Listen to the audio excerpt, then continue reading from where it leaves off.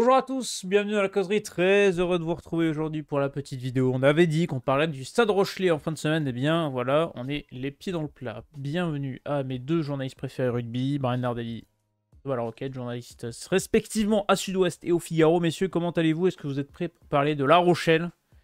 Il y avait une saison compliquée à juger, j'ai envie de dire. Après le dernier match qu'on vient de voir là ce week-end, je pense que c'est le moment ou jamais d'en parler. Je pense qu'il y a des choses à dire, mais après voilà, on risque de pas être d'accord, je pense, avec Thomas, donc ça va être intéressant. Est-ce que vous êtes d'accord? Vous deux, jamais. On n'est jamais d'accord. C'est ça qui est C'est beau. ça qui est intéressant. C'est pour ça qu'on vous aime, exactement. En début de semaine, il y a une petite vidéo sur la Champions Cup, donc vous pouvez la retrouver sur la chaîne pour ceux pour qui ça intéresse, la Champions Cup. Je ne sais pas si ça intéresse des gens, mais en tout cas, on en a parlé avec Thomas. Vous pouvez donc vous abonner à cette chaîne, liker et nous retrouver sur TikTok, Insta, exactement. Tout est dans la description. Je ne vais pas le répéter à chaque vidéo. Si, je vais le répéter à chaque vidéo, mais je pense qu'à un moment, vous avez compris.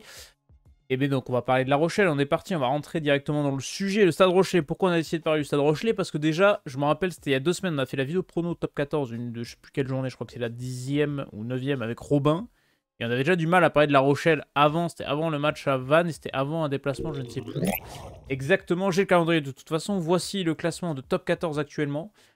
Il est affiché à l'écran. La Rochelle est 6e avec 28 points. À domicile, La Rochelle a marqué 23 points cette saison, 5 victoires, 1 défaite le week-end dernier face à la lanterne rouge, Vannes. Ce qui fait que La Rochelle a pris sur ses 28 points cette saison 23 à domicile. À l'extérieur, ils sont dans le tiers 2 un peu de ce top 14 avec seulement 5 petits points en 5 sorties avec 1 victoire et 4 défaites. La victoire c'était au Racing. Donc j'ai envie de dire qui ne gagne pas au Racing. Le calendrier de La Rochelle, je vous le mets juste là sous les yeux. Demain, match. Au moment où vous voyez cette vidéo, ce sera le soir même, puisqu'ils iront à Bath. Action anglais sympathique. Pour le premier match et l'ouverture de cette Champions Cup.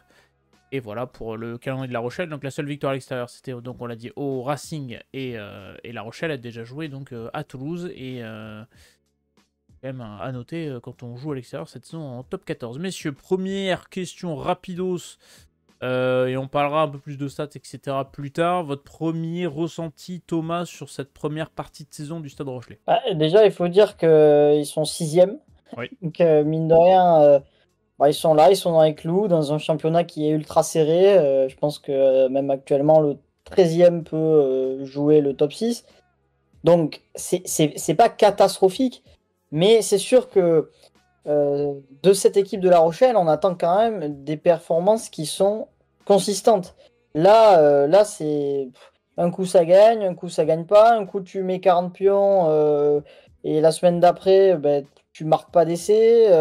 Un coup tu as l'impression que cette équipe-là elle retrouve un peu son jeu avec une attaque et puis après un peu plus rien. Donc là, c'est compliqué, je dirais. Je vais déjà me projeter, mais je dirais plutôt que le prochain bloc de La Rochelle, avec peut-être si on vise les 3 matchs, donc les 2 de Champions Cup, avec le déplacement à Bath, la réception de Bristol et la réception de Clermont, je crois. Ouais, voilà.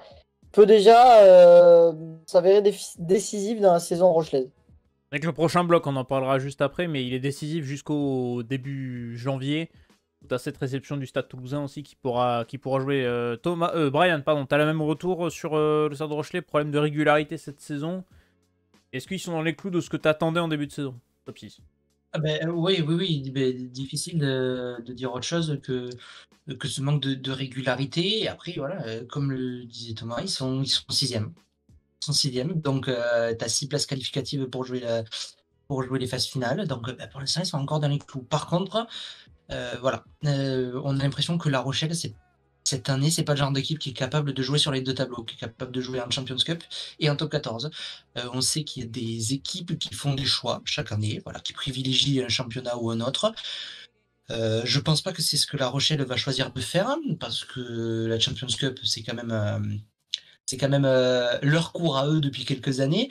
Mais je suis pas sûr j'ai peur que ce soit une équipe qui risque d'exploser dans les prochaines semaines d'un côté ou de l'autre, dans un championnat ou dans l'autre. Alors pour l'instant, voilà, il reste accroché en top 14, mais si il manque autant de régularité, il risque de ne pas se qualifier en Champions Cup et de rater les places qualificatives en top 14. Donc bon, voilà, après Après, ça reste La Rochelle. Hein. Voilà, il suffit de 2 ou 3 journées consécutives où ça se passe bien pour remettre l'équipe sur le bon rail. Surtout qu'il ne faut pas oublier que c'est quand même une grosse partie de l'effectif qui est similaire à l'équipe qui avait été championne d'Europe. Donc, c'est pas non plus une équipe où on se dit voilà, ils vont craquer en bout de parcours. Non, ils connaissent les difficultés de ce niveau. Donc, voilà, il faut juste relever la tête. Mais on est à la moitié du championnat et là, ça commence à attarder parce qu'ils sont en train de perdre beaucoup de points. Et des points Moi, qui je ont dirais été. juste que Vas-y. cette défaite à domicile face à Vannes, elle est très positive. C'est très bizarre de dire ça, et je pense que ça tombe bien. Ça tombe bien parce que ça met, ça met encore plus en exergue les difficultés rochelaises de cette saison, qui parfois ont été cachées dans certains résultats. Je pense à ce match face à Pau où finalement, bon, tu as l'impression que tu vas en coller 70. Bon, finalement, tu en encaisses 25, tu finis pas forcément très bien le match. Ou par exemple à Montpellier, où tu fais preuve d'une vraie impuissance. Et ce qui est paradoxal par rapport à ce qu'on a vu ces dernières saisons à La Rochelle, qui était une équipe ultra puissante qui s'appuyait sur ça. Et je pense franchement que ce match face à Vannes tombe bien finalement avant la Champions Cup, histoire de peut-être remettre en doute ou en cause une stratégie, des choix, peut-être l'absence de leader, de caractère.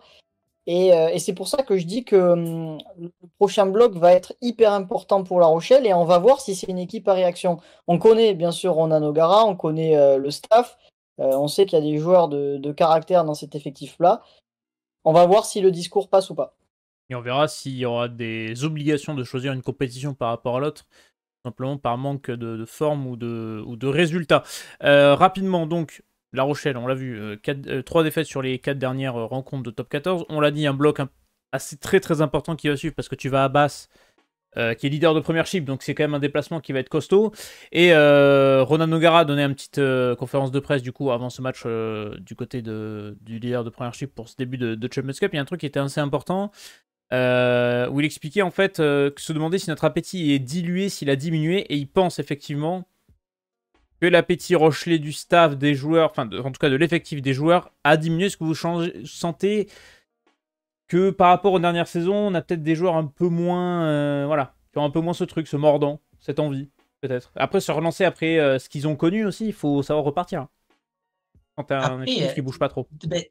T'arrives peut-être à une fin de cycle aussi. Va falloir, on s'était posé la question, quand on a fait la prévue de top 14. C'est l'équipe qui a été 2 fois championne d'Europe. Ah oui. Enfin, c'est la même équipe, c'est le même staff, c'est tout ça. Et à chaque fois, à chaque nouvelle saison, tu as très peu de turnover, t'as très peu de joueurs qui partent. Une seule arrivée cet été. Oui. C'est Douglas, oui. Ouais, voilà. Donc, je veux dire, c'est quand même une équipe qui se connaît, qui a l'habitude de jouer ensemble. Donc ça, c'est le gros point positif, forcément. Voilà. Mais après... t'as pas de jeunes joueurs qui viennent peut-être pousser au niveau de la concurrence, t'as pas de cadre qui s'en va, d'autres qui arrivent, enfin je veux dire, il n'y a pas trop de turnover, donc après c'est normal qu'au bout d'un moment ça s'essouffle, surtout quand t'as des joueurs qui étaient auparavant tes cadres, qui sont un peu moins flagrant sur le terrain, j'ai envie de dire. Jonathan Danty, par exemple, pour moi, c'est un exemple parfait. On le voit moins en équipe de France, il explose moins médiatiquement. Donc, c'est des joueurs un peu qui perdent leur renommée en ce moment. Ça arrive hein, d'avoir des coups de bas, forcément. Mais moi, j'ai l'impression que c'est une équipe qui arrive à une fin de cycle. Je sais pas si c'est l'équipe ou le staff, je sais pas. Après, si ça se trouve, je me trompe complètement et ils vont se relancer dans la deuxième partie du top 14 et voilà. Et ce débat, on l'aura plus dans 2 mois. Mais c'est probable aussi. Mais je veux dire, dans le jeu qui est proposé, qui n'est pas si différent de de ces dernières années, c'est un peu toujours le même jeu. On a l'impression qu'il s'y arrive un peu moins, que ça passe moins. Alors, est-ce que c'est les équipes en face qui s'adaptent? Je sais pas. Mais voilà, c'est un peu moins tranchant qu'avant. Donc, ouais, moi, je pense qu'il y a besoin, en tout cas, de chair fraîche dans l'effectif. Et voilà, et c'est pour ça, on en parlera peut-être tout à l'heure, mais il y a 3 gros joueurs de La Rochelle qui s'en vont. C'est pas rien, quand même. C'est quand même des joueurs qui étaient assez importants dans l'effectif. Peut-être que ça va en motiver certains de faire pareil ou d'autres d'arriver, voilà. Mais je pense que ça peut être une bonne chose. Dans tout effectif, je pense que c'est une bonne chose.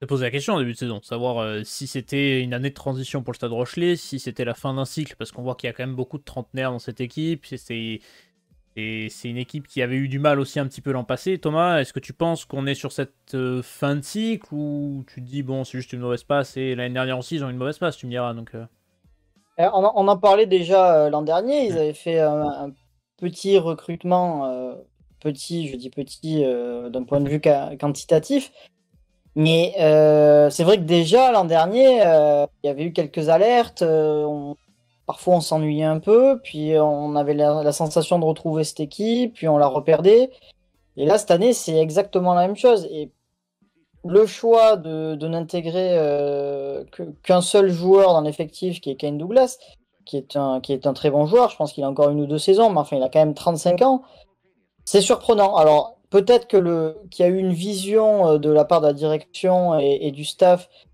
jusqu'à cette année 2024-2025 pour ensuite préparer les prochaines saisons. Je pense qu'incontestablement c'est ce qui a dû se passer, on en parlera après, mais il y a déjà 2 recrues et 2 recrues hyper importantes pour la saison prochaine. Il y a peut-être eu cette volonté d'intégrer des jeunes, Kadouri, Kuntelia, j'ai perdu le nom, mais il y a Richer aussi, il y a Thomas Cicero, il y a Doni Vuku. Il y a certains qu'on a un peu vus, un certain qu'on n'a pas vu, un certain qu'on voit de plus en plus. Donc voilà, au départ, je ne savais pas trop où allait La Rochelle. C'est une équipe qui, effectivement, comme le dit Brian, est capable effectivement de se réveiller, mais il y a peut-être eu de l'usure aussi dans un jeu qui euh, était fait voilà, de jeux presque de rentre-dedans, presque d'usure physique et tout ça. Ça a peut-être aussi fatigué certains joueurs. Et comme l'a dit Brian, il y a des joueurs qui sont en dessous. Mais moi, ce que je veux viser un peu plus, c'est presque ce rôle de doublure. Quand j'ai vu la charnière Iribarren-West, je n'ai rien contre ces joueurs, mais ils étaient un peu aux fraises. Un joueur comme Suttoney, et vous savez très bien, et Brian adore ce joueur, on l'adore tous, je l'adore, mais c'est vrai que depuis qu'il est à La Rochelle, ben, ce n'est pas le Suttoney que l'on a connu à l'UBB. Donc il y a peut-être un système de jeu qui n'est peut-être pas fait pour lui, on ne sait pas trop. Effectivement, il y a Jonathan Danty, mais il y a des joueurs voilà, qui sont passés un petit peu qui sont en dessous. Il y a aussi des méformes, celle de Grégory Aldrit il en a notamment. parlé, c'est en conférence de presse, ouais, Greg Aldrit. Effectivement, et la blessure aussi de Pierre Bourgarit qui a fait du mal à cette équipe. Donc voilà, il y a eu des pépins physiques. Là, en plus, il y a Paul Boudouin, bon, ça n'a pas l'air trop grave, mais qui s'est blessé. Quelques semaines. Raymond Roule qui est blessé de longue durée. Donc voilà, tout ce package fait que, bon, effectivement, on a du mal à retrouver La Rochelle d'il y a 2 saisons hyper dominant. Et Greg Aldrit l'a dit en conférence de presse, j'ai plus la phrase exacte, mais il a expliqué que oui, il était conscient de son niveau, que ça l'inquiétait pas, mais qu'il était conscient qu'il fallait qu'il monte un peu le curseur. Notamment, il a parlé en conférence de presse juste avant ce match contre Basse, qui sera un bon test, parce qu'en plus, vu le pack de Basse, Thomas, il risque d'être costaud en plus, il va avoir du répondant. Ouais, alors c'est peut-être pas une équipe qui a un pack monstrueux, mais en tout cas, il y a des joueurs très mobiles. Et surtout, voilà, il y a une charnière qui envoie du jeu, bien sûr, avec Russell et des 3 quarts rapides et puissants. Donc, ça va être un test intéressant à la fois pour La Rochelle, mais à la fois aussi pour Basse, parce qu'on sait que le niveau de la première chip est un peu moyen cette saison. Donc, à voir aussi. À voir aussi, avant de parler de se projeter sur le futur, c'est-à-dire les recrues qui vont arriver parce qu'il y a déjà des officialisations et le calendrier de La Rochelle sur la deuxième partie de saison cette année 2025, on va se pencher un petit peu sur les statistiques. Qu'est-ce qui aurait pu manquer à La Rochelle en début de saison? La Rochelle, c'est 34 essais, c'est 27 essais concédés, 55% de victoire, 7 cartons jaunes, un rouge. Alors les statistiques, hein, c'est comme les strings, ça montre le principal mais jamais l'essentiel, donc on va essayer de le comparer avec le reste. Ça, c'est préparé, ça. C'était l'instant gros beauf de mer. Attention, on va la garder. La Rochelle, 9ème attaque de top 14 cette saison. Comparé à par exemple l'UBB ou le Stade Toulousain qui sont les cadres dans ce domaine-là. C'est vrai que ça fait loin. C'est quand même une défense qui reste assez solide. Et en termes d'occupation de terrain, bon, occuper ne veut pas dire gagner. Quand tu vois les 3 premiers, ça symbolise bien ce que ça veut dire. Qu'est-ce qui peut manquer dans le jeu? Parce qu'on a parlé des résultats, bah, ils sont dans les clous parce qu'ils sont 6ème, mais dans la forme, enfin dans ce qu'ils proposent, dans le fond de jeu, Brian, il manque quelque chose quand même. Et tu l'as dit. Et Ouais, je pense que ça moins porte bien qu'avant. Ouais, mais ça porte un mot et il y a beaucoup d'équipes qui en souffrent. Je pense que ça manque de réalisme, en fait. Parce que les qualités, tu les as toujours. Les qualités derrière, tu les as toujours. Les qualités devant, tu les as toujours. Le staff, c'est le même. Le système de jeu, c'est le même. Euh, les consignes sont les mêmes. Juste ce que n'arrive pas à faire La Rochelle, c'est à concrétiser les actions. Parce que c'est une équipe qui envoie quand même du jeu, qui est toujours aussi puissante, qui est... Voilà. Et quand on parle de Vannes, si on compare quand même les 2 derniers matchs de Vannes, donc face à l'UBB et face à La Rochelle, la seule différence qu'a fait que Vannes a pu s'imposer à La Rochelle et pas face à l'UBB, c'est que l'UBB a eu cette force de revenir dans le match, parce qu'il n'y était pas du tout. Mais, ce qu'a réussi à faire Vannes face à La Rochelle, ils ont fait la même chose face à Bordeaux. Et je pense que c'est le répondant en face qui manquait de la part de La Rochelle. Il n'y a pas eu de répondant, en fait. Ils ont été sonnés, et Vannes a vu qu'il y avait une opportunité, donc ils s'y sont engouffrés. Et il n'y a pas eu de réponse, il n'y a pas eu de retour de la part de La Rochelle, avec... cette force de caractère qui est quand même assez qui est assez caractéristique de l'équipe de cette équipe de La Rochelle, qui je rappelle il n'y a pas si longtemps que ça ne lâchait rien, même au bout du suspense face au Leinster pour aller s'imposer en Coupe d'Europe. Donc ça, cette force de caractère, ils l'ont. Maintenant, ils n'en font pas preuve. Donc c'est un manque de réalisme, c'est un manque de peut-être de confiance en ce moment, parce qu'il y a des blessés, parce que voilà, un manque de confiance tout simplement. Mais pour moi c'est ce qui manque, parce que la qualité du jeu elle est toujours présente. Alors il y a des joueurs qui sont forcément un peu en dedans en ce moment, mais je veux dire, c'est pas non plus une équipe qui est dépendante de ses cadres. Je veux dire, elle n'est pas dépendante de Grégory Aldrit, elle n'est pas dépendante de Dylan Lees, de Brice Dulin, de ce genre de joueurs. Elle a quand même d'autres atouts. Donc je pense que ouais, il va peut-être falloir une victoire face à un gros du top 14 ou du Champions Cup, peu importe, pour remettre sur les rangs. Par contre, j'ai peur que si cette victoire n'arrive pas, la saison risque d'être longue, quoi. Bah, il manque du réalisme et j'ai envie de te relancer sur quelque chose, c'est ces matchs à l'extérieur où La Rochelle, pour l'instant, a pas non plus convaincu, quoi. Ouais, non, non, non, mais c'est pareil. C'est une équipe qui est inconstante. Elle gagne au Racing au terme d'un match qui est hyper soporifique.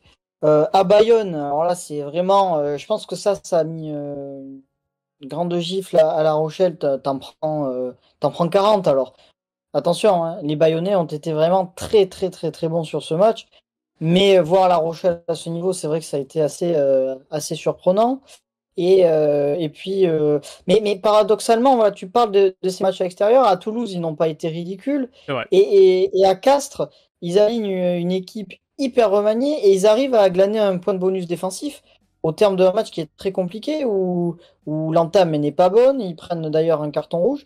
Et je voulais rebondir aussi sur ce que je disais. C'est vrai qu'ils n'ont pas été aussi vernis par les absences. Je parlais des blessés comme Roule de longue date. Il y a eu donc les internationaux, parce qu'il te manquait Sclavi devant, il te manquait Wardy, Colombe, Antonio, Kuntelia avait pris carton rouge, Skelton n'était pas là, Boudouin n'était pas là, Aldrit n'était pas là. Donc ça aussi, mine de rien, ça compte. Et quand on sait que ta principale force sur ces dernières saisons, c'est ton pack, bon, forcément que tu es pénalisé. Ensuite, ben, c'est la conquête. La conquête, la touche n'est pas bonne. La mêlée, elle tangue. Derrière, forcément que c'est difficile d'envoyer du jeu. Mais en revanche, on a vu qu'il y avait un peu de mieux. On a vu qu'il y avait peut-être un Stade Rochelais qui voulait peut-être pratiquer un peu plus de jeu, notamment quand on a vu le repositionnement de Teddy Thomas au centre. Ce n'est pas pour rien. C'est pour envoyer du jeu, c'est pour voilà, créer des brèches et amener un peu plus d'incertitude dans le jeu. Mais voilà, j'attends aussi de voir cette équipe au complet parce que j'ai dit il y a eu beaucoup d'absents en même temps ou alors il y a eu 3 absents sur un match et 4 autres sur un autre match. J'attends d'avoir cette équipe au complet avec Dulin à l'arrière qui est un joueur absolument génial, avec une charnière aussi, Kerr Barlow Astoy, une bonne paire de centres. Devant tout le monde au complet avec un banc énorme et la possibilité de faire rentrer ce qu'on appelle des game winners qui peuvent être, je sais pas, Colombe ou Sclavi. J'attends aussi de voir cette équipe au complet parce que c'est dur de la juger aussi dans une période où elle a perdu pas mal de joueurs. Ça peut minorer aussi les facteurs défaites. Je crois que ça faisait 1 an qu'ils étaient invaincus à Desflandres, quand même, La Rochelle, fallait le souligner. cette défaite contre Vannes. Donc bon, ça reste quand même une forteresse compliquée à aller prendre. Bon, projetons-nous sur le sud de la saison et après on parlera des recrues pour l'an prochain. On l'a dit, le bloc à venir, il est ultra important. Donc tu as les 2 matchs de Champions Cup avec cette réception de Bristol après ce match à Basse. Tu as la réception de Clermont qui, pareil, à l'extérieur a un peu plus de difficultés. Donc tu te dis là, ça peut trop donner confiance. Tu vas à Perpignan, tu reçois le Stade Toulousain. Et après, tu es reparti notamment face à une vieille connaissance, le Leinster en Champions Cup. Qu'est-ce qu'on peut espérer, Brian, rapidement de ce calendrier à venir, sachant que le 31 janvier, je crois que c'est la date du début du 6 Nations. Donc il y a ça aussi qui va rentrer rapidement en jeu pour les Rochelais. Mais ouais, c'est la fenêtre parfaite pour se relancer parce que justement, je suis entièrement d'accord avec ce que disait Thomas, la perte de ces joueurs, l'absence de ces joueurs cadres n'a pas aidé du tout et ils vont les reperdre pendant le tournoi destination car ils très vite. Je crois que c'est le 31 janvier le premier match. Ouais. Donc voilà, donc t'as 1 mois là pour te relancer avec ton équipe au complet, pardon. Mais j'ai peur que ce soit un peu juste. Par contre, voilà. Là, pour moi, il y a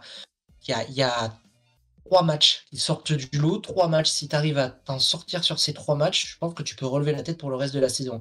Si tu arrives à gagner à l'extérieur à Perpignan et que tu enchaînes avec à la maison une victoire sur Toulouse et le Leinster, forcément, je pense que là, tu peux repartir sur. C'est un bloc de 3 matchs qui peut te permettre de sortir la tête de l'eau et de te dire, bon, en fait, je suis capable de refaire ce que j'avais fait il y a quelques saisons. Après, voilà, l'avantage c'est que jusqu'au tournoi destination, ils ont quand même pas mal de matchs à domicile. C'est le genre de choses qui peut jouer en leur faveur. Mais voilà, comme l'a dit Thomas, c'est coriace comme adversaire. Et puis, t'enchaînes Champions Cup et Top 14. Ça aussi, on n'en parle pas souvent chaque année, mais je veux dire, ce changement de championnat en plein cœur de la saison, c'est quand même assez difficile parce que c'est des objectifs qui sont complètement différents, c'est des adversaires qui sont complètement différents, donc il faut t'adapter en permanence et replonger dans dans des réflexes sur le terrain, des réflexes face à certains adversaires qui sont pas du tout les mêmes. Donc voilà, ça risque d'être compliqué ce mois de décembre, ça va pas être un mois de fête pour La Rochelle, mais par contre s'il est bien négocié, je pense que cette vidéo dans 2 mois elle a plus lieu d'être parce que tout ce qu'on aura dit, voilà, ce sera périmé. Non mais voilà, c'est le moment ou jamais pour relever la tête du côté de La Rochelle. T'as pas des longs déplacements non plus, j'ai envie de dire, en Champions Cup. Tu vas à Basse et tu vas à Trévis, ça va, ça peut limiter un peu la casse, Thomas. Du Sud, quoi. Oui, voilà, c'est ça. Thomas, t'es d'accord, ce bloc-là, le triplé, enfin le triplé, j'ai envie de dire, l'enchaînement, déplacement à Perpignan, réception de Toulouse, réception du Leinster, ça va être les 3 capitaux là, de ce mois de janvier. Ouais, en fait, c'est très compliqué, c'est ce que je dis à chaque fois, c'est qu'en fait, t'as aucun calendrier facile. Oui. On aurait pu dire, bon, ben tiens, La Rochelle-Vannes, ça va faire 45 à 17. En fait, pas du tout. Donc, t'es obligé de prendre tous les matchs au sérieux. Et en fait, voilà, moi, j'avais dit ce bloc de 3, j'avais plutôt visé un bloc de 3. Mais effectivement, tu peux viser un bloc en De fait 6. qui va de Basse à Bristol, en passant par Clermont, Perpignan, Toulouse et jusqu'au Leinster. Après, tu te dis, bon, si tu négocies bien, mais c'est pareil, on rajoute des si, mais si tu as bien négocié les 2 premières journées, si tu as bien négocié la réception du Leinster, tu peux te dire, je vais à Trévise en tongs. Mais ça, c'est compliqué, la réalité du terrain, elle est autre. Après, c'est vrai que, voilà, comme l'a dit Brian, il y a des réceptions. Je pense que ça, c'est la priorité. Mais il y a aussi, par exemple, un match à Perpignan qui peut être aussi très important. Perpignan est une équipe qui est difficile à battre chez elle. Mais Toulon l'a fait. Perpignan a aussi beaucoup de blessés, des blessés de longue date. Donc tu peux aussi cocher ce match. Et c'est là qu'on va voir aussi les ressources de cette équipe de La Rochelle. Et c'est pour ça que j'ai dit que je voulais aussi voir cette équipe de La Rochelle au complet. Parce qu'au final, je pense qu'il y a beaucoup de joueurs qui auront du temps de jeu. Il va falloir faire parfois souffler les cadres sur certains matchs. Et voilà, cette équipe-là, sur le papier, a les ressources pour rivaliser avec n'importe qui. Mais cet enchaînement de matchs, il peut aussi te coûter cher en termes d'énergie, quoi. Et il y a la période également derrière 6 Nations où là, tu vas peut-être jouer des concurrents également au top 6 en fonction de ce qu'on font les autres aussi.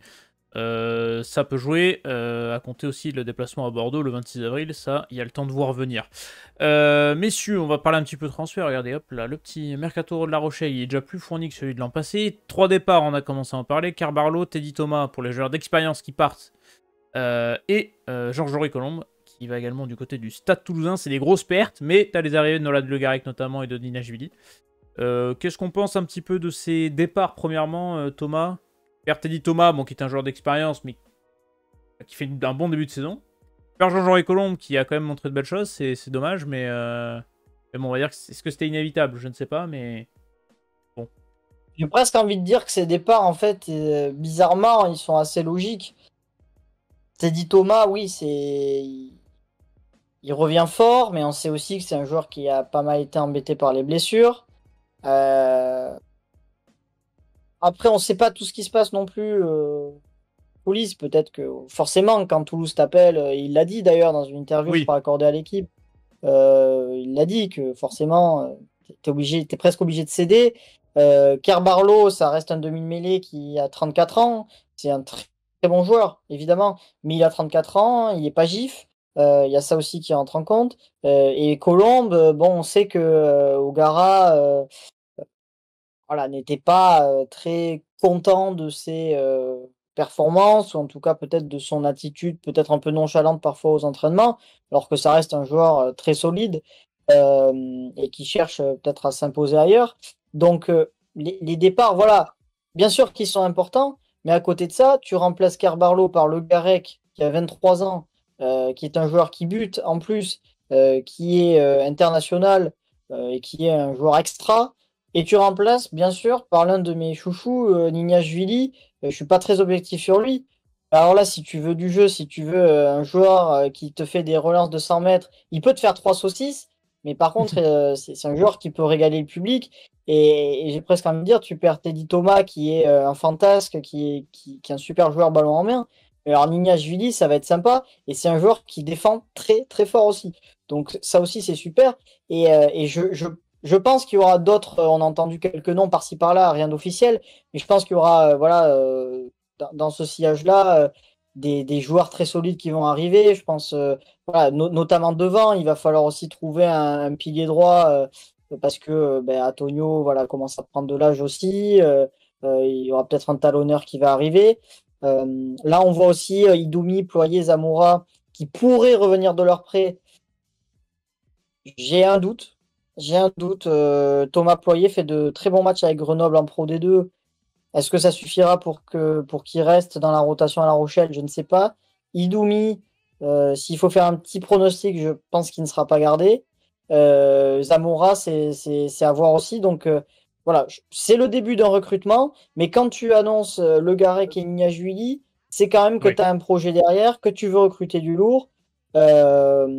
Donc voilà, je pense que La Rochelle va prendre son temps. On a entendu un nom comme Semi Laguivala qui joue à Mont-de-Marsan. Là aussi, ça peut être une belle attraction. Donc on va attendre, mais pour le moment, il n'y a que 2 recrues, mais c'est 2 recrues qui sont quand même assez excitantes.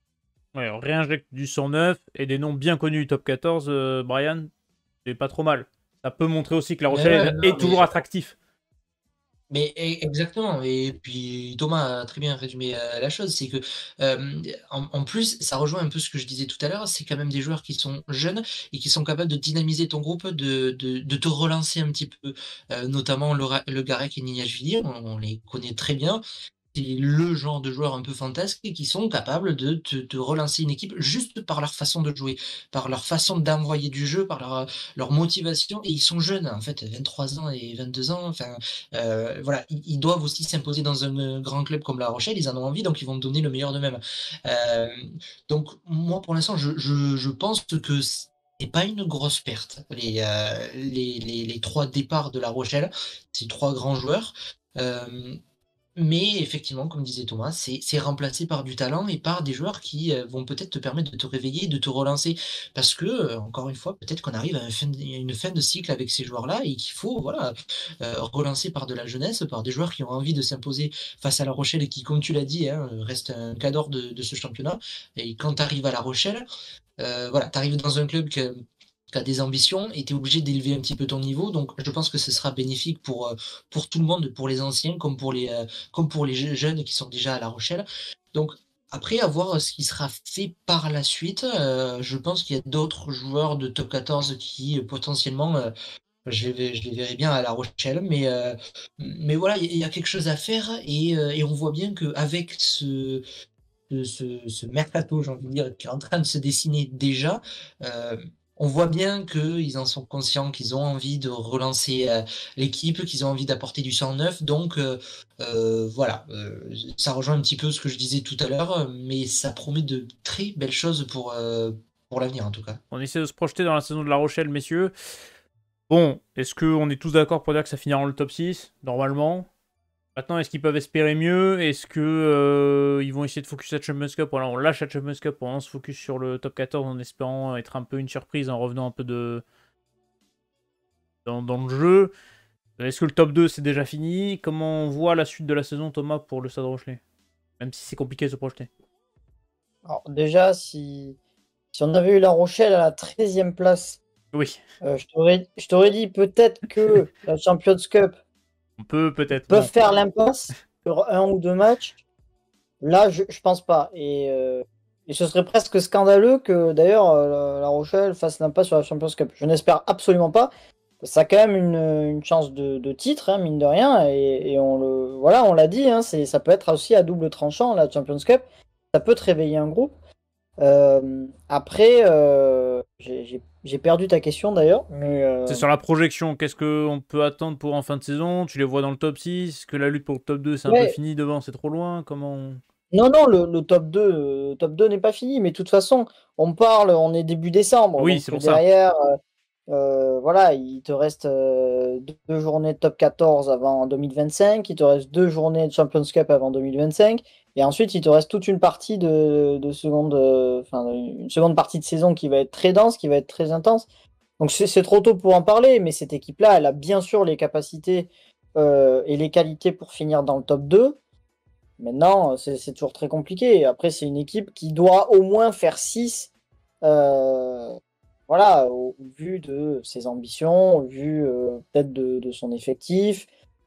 Mais voilà, je pense vraiment que on va dire que la fin d'année 2024 et le début d'année 2025 va vraiment être crucial dans la saison de La Rochelle. Ryan, tu vois La Rochelle faire un coup cette année, aller chercher quelque chose, surprendre. Moi, je pense que tout se joue là. Tout se joue là avec l'arrivée de la Champions Cup. C'est-à-dire que soit tu arrives à t'imposer à la Champions Cup en te disant que c'est un nouveau championnat, tu vas avoir de nouveaux adversaires, tu es dans un état d'esprit différent, et tu peux te relancer si tu arrives à faire de bons résultats. Si tu coules en Champions Cup, sachant très bien que il n'y a pas si longtemps que ça, c'était toi qui gagnais cette compétition, ça risque de mettre un coup moral et d'avoir des conséquences assez négatives sur le top 14 derrière. Donc, franchement, je pense que allez, on va dire, ouais, ces quatre premiers matchs de Champions Cup, ça va être déterminant pour la suite. Mais franchement, comme l'a dit Thomas, il n'y a pas de raison. Il n'y a pas de raison. Il faut juste un petit coup de boost pour se relancer. Et je pense que la Champions Cup peut être un très bon moyen de se relancer parce que voilà, et Bath, Bristol, Trévise, allez, peut-être qu'ils vont peut-être perdre cette fois-ci face au Leinster. Mais je veux dire, sur 4 matchs, si tu en gagnes 3, pour moi, tu te relances hein, et tu repars sur le top 14 avec de très belles intentions et un nouvel état d'esprit. Donc, moi, je suis pas partisan de ceux qui enterrent déjà La Rochelle.